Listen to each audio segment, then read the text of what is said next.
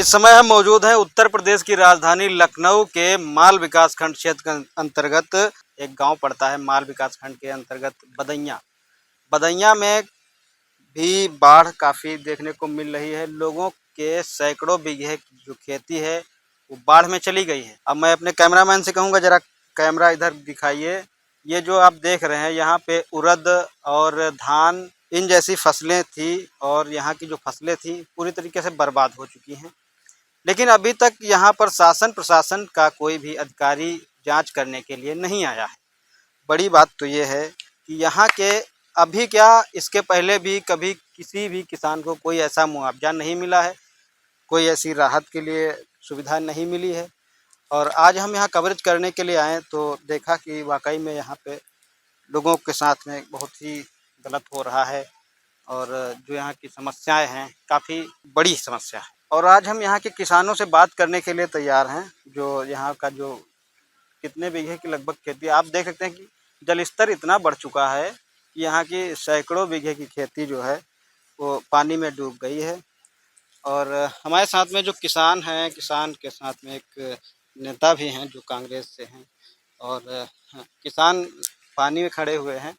यहाँ पे जो आप देख रहे हैं ये सब सारी की सारी फसल लगी हुई थी।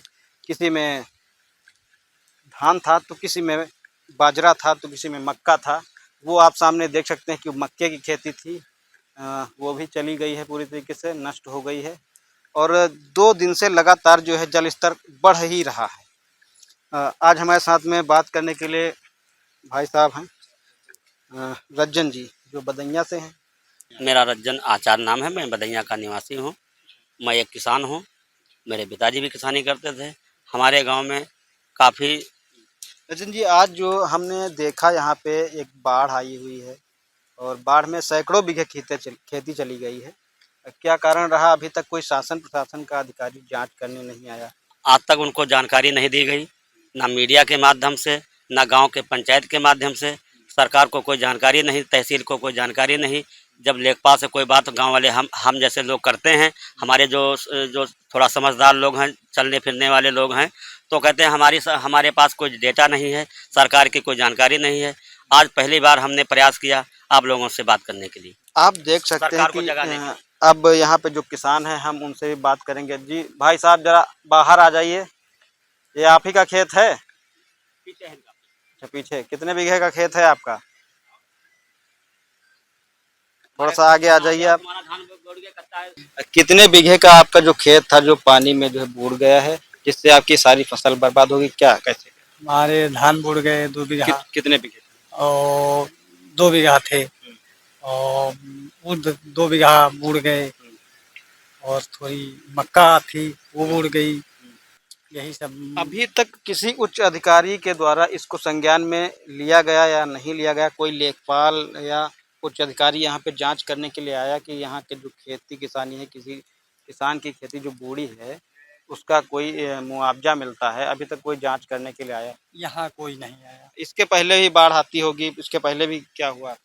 हुआ क्या, यही बाढ़ आती थी और यहाँ पर कोई झाँकने नहीं आया था। क्या नाम है आप? पन्ना। तो ये थे पन्ना लाल, बदैया के निवासी थे। इनकी भी खेती बूड़ गई है, जिसका मुआवजा मैं चाहता हूं कि सरकार के द्वारा ज़रूर मिले।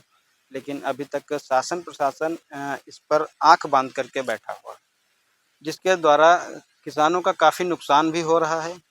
और मैं चाहता हूं कि हमारी आवाज़, इनकी आवाज़ सरकार तक पहुंचे, जिससे इनका नुकसान मुआवजा जो सरकार के द्वारा मिलता है मिल सके। ऐसे ही ताज़ा तरीन खबरों के लिए बने रहें SN24 न्यूज़ पे। कैमरामैन गौरव के साथ मैं नरेंद्र कुमार गौतम, SN24 न्यूज़।